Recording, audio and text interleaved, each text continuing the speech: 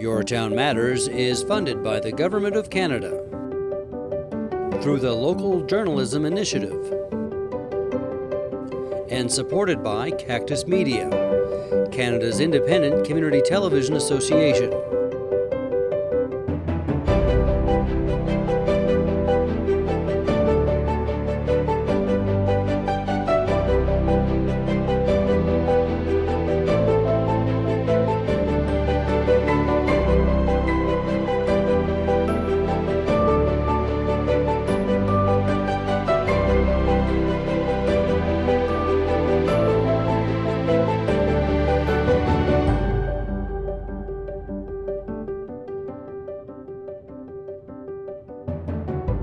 I'm Vicki Hogarth and welcome to Your Town Matters. My guest today is the Mayor of the Town of St. Andrews, Brad Henderson.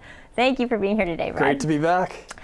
I'd love to talk about, first, council meetings now are happening. It's twice a month, so split up between regular council. Can you tell me a little bit about that decision and what people can expect going forward? Absolutely. So we have a procedural bylaw in the way in which we conduct meetings in the Town of St. Andrews. So we updated that.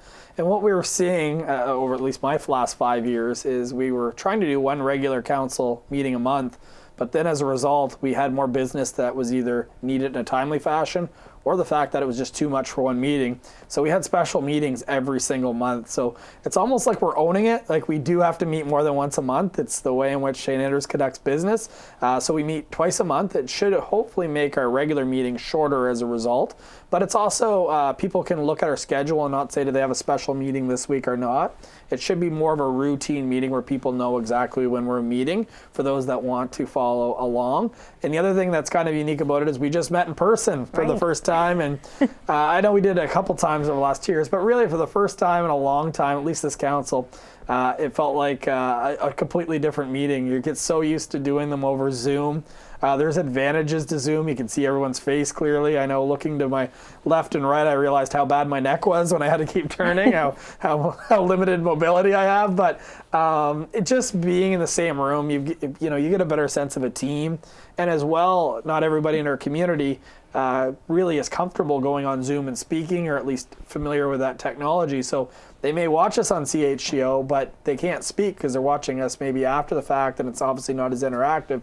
The fact that they're able to come down and actually be there in person and express their concerns or ask their questions, or at least have the ability to do so, I think that's important for democracy. So all around, it's good to be back in person, and the 2 meetings a month is something that I think the public would appreciate versus the special meetings. It was definitely exciting for Patrick and myself to be there in person again and doing cameras. And I will say, I got accustomed to Zoom, but it is nice to I felt more attentive because you're not sort of doing 2 things at once when you're on Zoom. I was really paying attention, so I feel. And we're social creatures, so to actually have that face-to-face interaction, I don't know about you, but I've missed it throughout the pandemic. I know that we just had a gathering, myself in my own personal life with the curling bonspiel, but to actually get together again and see people face-to-face, it's been missed. You really have been missing it in your life.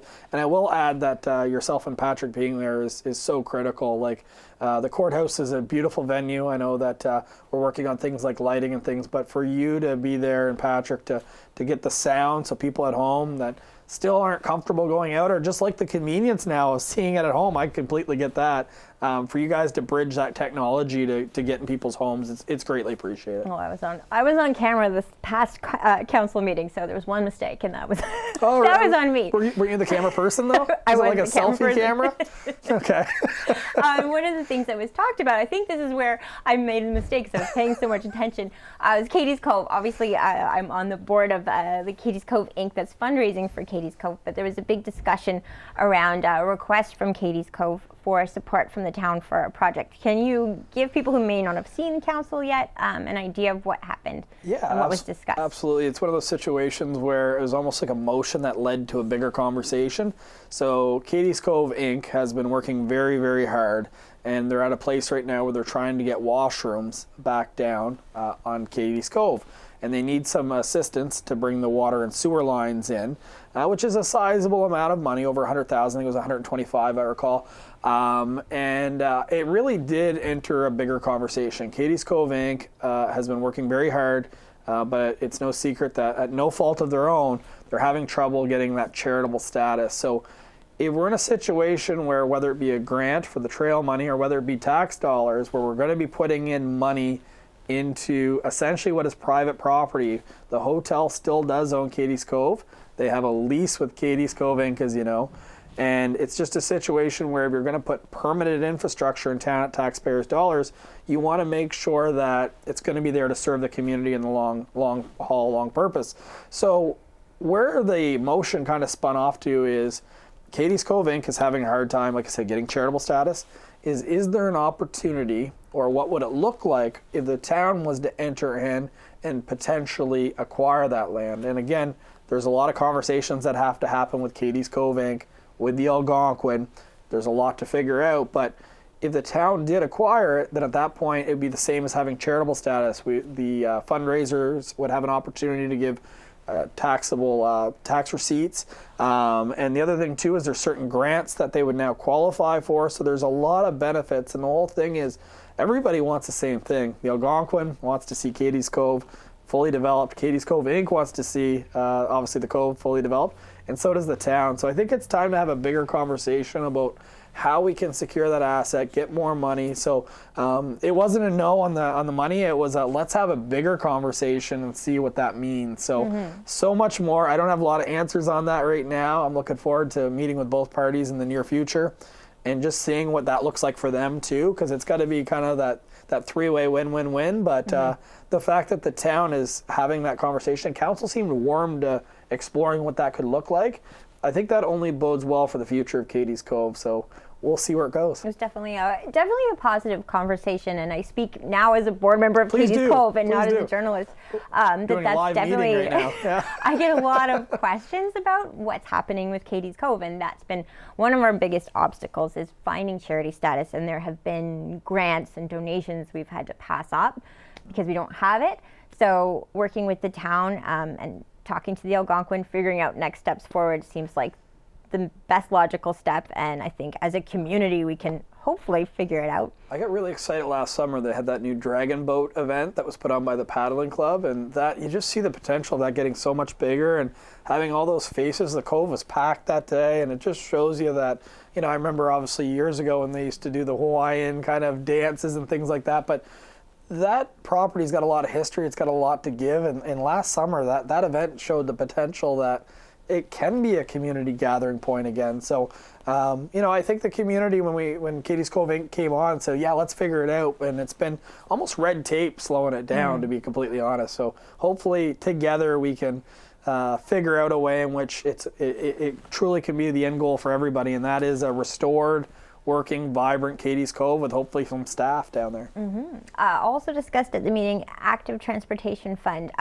What are the proposals for this on the table? Something about a sidewalk being added to around the point area as a potential investment. Correct. So we have to get the grant, but you know, there's no secret about it that the town has been really focusing on active transportation. We look at the development of trails in partnership with Kiwanis, now Sortie. But there's if you look at where the main place that you walk around town or you bike around town, it's actually doing the loop of the town. And there's some areas that still don't have sidewalk, where people are walking along the side of the road. And of course, busy times of years, you've got campers, lots of cars. You know, you see it in the morning when people are going to school and there's walkers, they have to drive around them. So really the goal behind it is of that conversation was to find out what we wanted to apply for, and you know, there's options of trails, there's options of sidewalks. So where it netted out is council is seeking funds to hopefully get enough to get a sidewalk from King Street to the point, which would basically just continue the Algonquin right around. But there's a lot more conversations that have to happen if we are successful. So you can apply, doesn't mean you have to necessarily use it, but we need to have some engagement with the property owners. Although the town does own a strip in front of their property, you still need to make them aware and get some feedback from them. But the bigger concern was, if we do put a sidewalk on that section, is that is one of the most beautiful streets with trees. And if you put a sidewalk down there, you may actually lose trees on one side of the road. Now, an arborist has come to town, and unfortunately those trees are aging. They're approaching the end of their life cycle. So at some point in the near future, unfortunately, we're going to lose those trees anyway. So the question is if you do get this grant, are you willing to cut down those trees? Because there's about 15 on each side of that road, maybe 20. They'd be quite significant. And if you are going to cut them down, what is our tree policy to make sure that we put some back up? Because I don't know if you've ever seen on social media, there's wedding photos where people are standing on that road with the trees. It's beautiful. So a lot more conversation, but that was our preliminary one. And you know, I also thought about it after the meeting, and if you're downtown St. Andrews and you're going to the point that way, the sidewalk ends that way as well, and you don't have to cut down as many trees. So I don't know, I'm looking forward to talking to council a little bit more, but ideally someday we have a loop of sidewalk going the complete, I guess you could say, circumference of the town, the 5 kilometers that it takes to loop the town. One thing that you do have funding for is an outdoor exercise facility.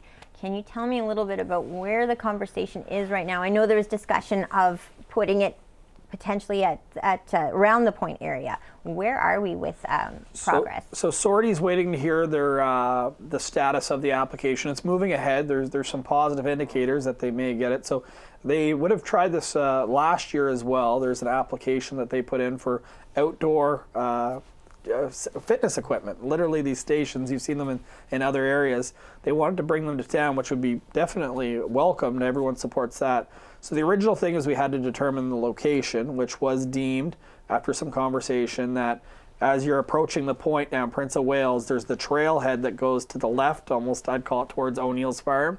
Anyway, right to the right of that trailhead, there's lots of green space, but to put a little tiny park there, maybe someday in the future, maybe a washroom there as well, because we do need more washrooms in town. But the conversation that we had is if they're successful in the grant, should the town contribute to make it kind of more visually appealing? I think the original proposal was it has to be attached to the ground, but to be mainly grass around. Well, as you're working at this fitness equipment, you would obviously dig up some of the turf, it would get worn down. So to do almost like an interlocking brick around it might be a little bit more visually appealing. And the other thing is it's so wide open, you just don't want it to just look like equipment sitting on a lawn. You want it to look almost like a little park to make it, I guess, I wouldn't say intrusive, but a little bit, I guess, blend in more with the feel of what you would have in that area. So council seemed to say, let's wait for what the grant says, but seems to have an appetite to help improve it. There's special guests. What do you think? Mine's all for parks, I think. Yeah? You like that park? Yeah? Okay. Yes? Okay. It's approved. Awesome. Yeah. She will be running for council when you have your by-elections this fall. That's okay. I wouldn't dare go head to head. I think you're a little bit more popular based on some of the posts I've seen. Now, as far as the exercise park goes, will people have a say in where it goes? Will there be further discussions at council that we can expect? Definitely further discussions. So there was a public presentation made on where SORTY ideally would like to see the equipment. We did a plan A, plan B, and the public actually gave us quite a bit of feedback on Plan B, which was Lang Maid Park. I'm not saying that everybody, but there was a number of people that expressed that they didn't like that as a Plan B. But we talked about a lot of locations, from Centennial Park to Katy's Cove. And the one that SORTY kind of really wanted to see was down by the trailhead. They liked the location. They thought that it was a good opportunity to have it along the trail network. So right now that is the #1 spot, but there will still be another conversation before it is ever placed there for sure. Okay, and I'm bouncing from last council meeting topic to topic. One of the other topics was regarding Montague Rose, a rezoning change. Can you give us an update on where that stands? Absolutely. So the Montague Rose, rightfully on Montague Street, they actually got approved for a tea room on a 1-year kind of, I would say almost a variant. So it's a temporary use permit. And it can't be issued for year 2. It's only a 1 year and then it's done. So if after 1 year you want to actually have the change where they can operate, you do need to rezone the property. So that's what council's in the process of doing. It also requires an amendment to the municipal plan. So it's a lot of readings. Everything requires 3 readings plus a hearing of objections. And it's important to note that a hearing of objections, I'm not big on the title because you can obviously have an objection to it, but you also can be in support of something. So it's important that if anybody supports that particular business to obviously give us their input as well if you're opposed. But I will say that it's been operating for 1 year. The town hall hasn't got a single complaint on the operation. From what I understand about Ben and Zainab is they're wonderful additions to our community.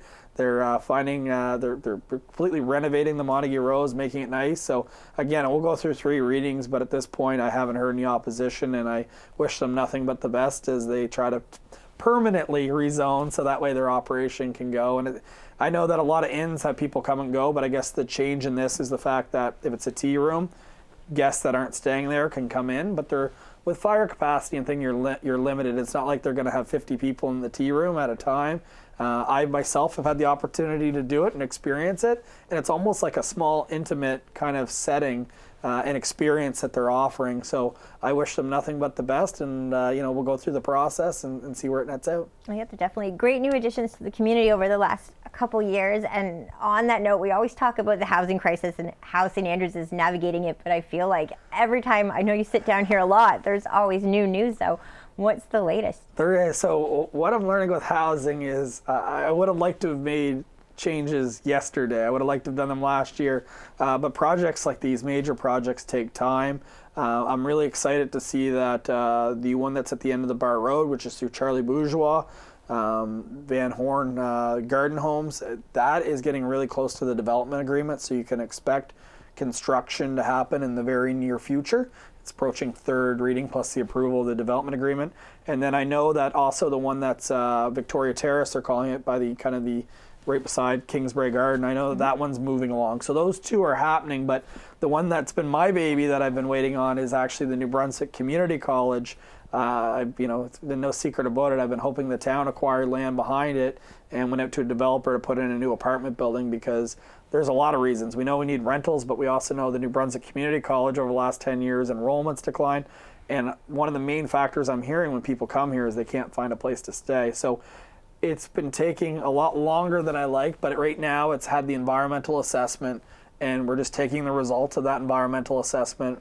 We're going to get some second eyes on it because we want to make sure the town's acquiring this parcel of land that we can develop it the way that we need to develop it to make sure there's a lot of things. At the end of the day, that parcel in behind, I'm sure when they developed the community college, it was probably a lot of fill dump back there. So it's kind of almost like I guess you could say an acre of fill, but we want to make sure that you can put a large building there and it passes the environmental that you need done. So we're going in that phase right now. I think that we'll probably have pretty positive direction within the next month. And then if it does go the way that I'm hoping, then we'll be acquiring that land and then going to RFP for an apartment building. And I can tell you that I'm meeting with at least 2 other groups in the community that are really, and I'll let them tell the story when the time is, but they really are working on housing projects. So to have 5 multiple residential developments going on in St. Andrews at one time, I don't recall that ever happening, and it's so needed. And you talk to everybody and you look at the housing survey, we need to make a change, and I'm really confident that this council term we're going to do it. And the other thing that council's doing that needs a lot more conversation is they're looking at redoing the zoning bylaw. There's things that they're looking at, like taking apartment requirement from 1.25 parking spaces to 1.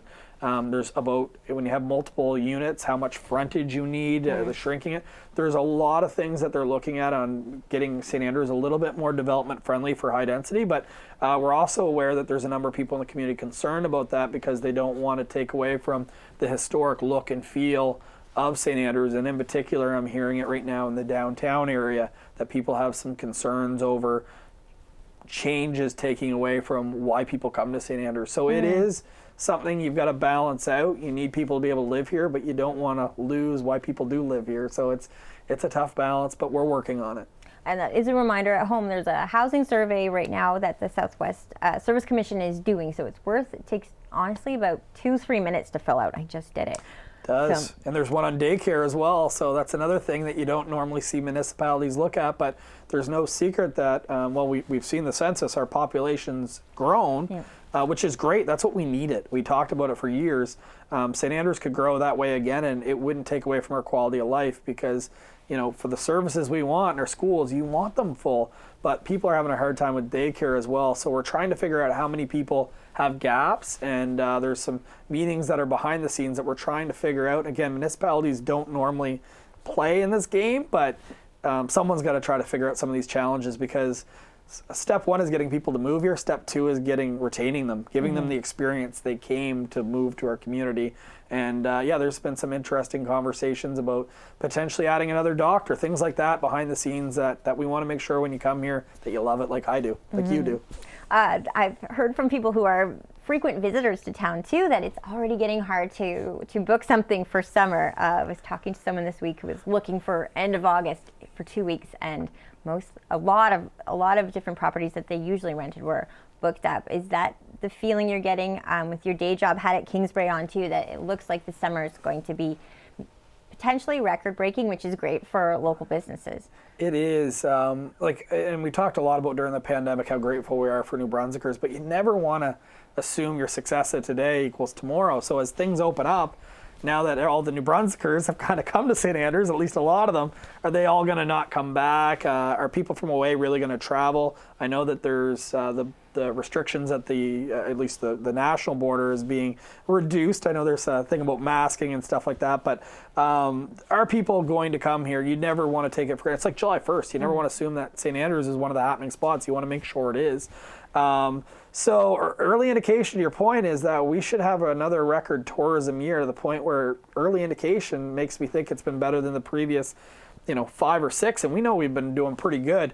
But I know that that's not just here. Like I heard that you can't get a cabin to go on the ferry to Newfoundland. They're completely booked for the entire summer or something. Someone was saying that. So I hope that people do get out, they do travel, and I know that when you think of St. Andrews, you could come here 2-3 times. You definitely haven't seen it all. There's so much to do. So early indication's good, but to your point on hotels, we're going to do Oyster Festival on a certain weekend. And we called about a musician, and we couldn't get a hotel room pretty much anywhere in town. So we're like, why put it there if people can't really come and stay? So we moved it later in the year. So Oyster Festival is normally around New Brunswick Day weekend type time, August.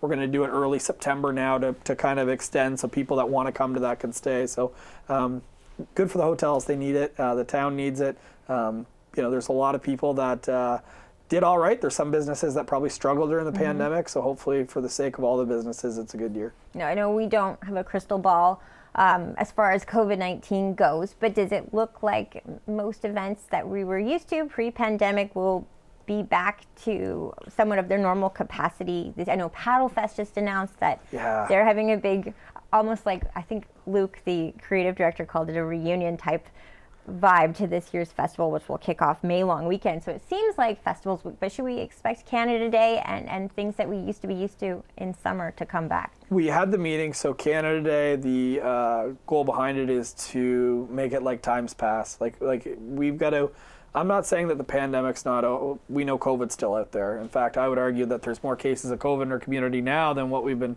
over the last 2 years. Now, people are vaccinated. There's a lot of factors around that. Obviously, the variant doesn't seem to pack as much punch, but at some point, life does go on and a community needs to celebrate. And again, we talked earlier about people being social creatures. People want to gather. So Canada Day, we already met, and we're looking at doing the fireworks. We're looking at bringing the parade back. In fact, the BIA very kindly wanted to give people extra incentive to put in floats and to get it back the way it used to be. So I think the first prize in the parade this year is going to be $750. I think second prize is $500 and third's $250. So they're putting money on the line for people to participate. And I don't know if you know this, but I think they're going to probably be reaching out where you guys might be involved in the judging, but I'm not. Maybe I'm leaking that out. Sorry, Dale. But we had a really positive conversation. So yes, that's happening. But everything that I'm hearing from, like you said, Paddle Fest, I know Indulge, all these events now are switching back to the way that they were before. Now we don't know what the future brings, but all I know is that I've been part of planning 2 Indulges, and both of them are canceled, and I just hope that I don't plan a third event not to happen, because there's a lot that goes behind the scenes, and I know Tressa, especially for Indulge, does a lot. hopefully it all goes the way we plan. But positive indication with Paddlefest is it's going to be a great year. And then it just occurred to me that you and I are both on the Queen's Platinum Jubilee Committee, which is a new event for June this year. I think it's, I don't want to get it wrong and get the committee First upset. weekend of June. First weekend of June. Yeah. The town is planting 70 trees in honor of Queen Elizabeth. Where will they be and where are you planting them? That's right. So the goal would be, being 70th year, the celebration is the community to plant 70 trees. People that drive around town will notice that some had to be cut down. Obviously, again, they reached the end of their life cycle.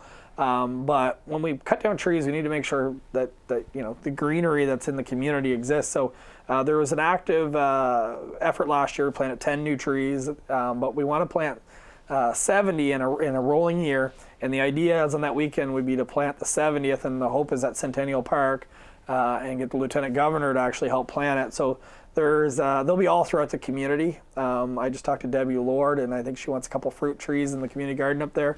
There's some street corners that could probably use them. So they'll be spread throughout the community. But on that, there's going to be a charitable dinner at Drew Haven. I know in my day job at Kira, there's going to be an orchestra, the Sistema Children's Orchestra is going to be playing. And then there's like high teas. There's a whole weekend of activity. There's a great church service that's going to be happening at the Anglican Church. And there's going to be a British pub crawl and a fascinator workshop and maybe a fascinator contest, actually.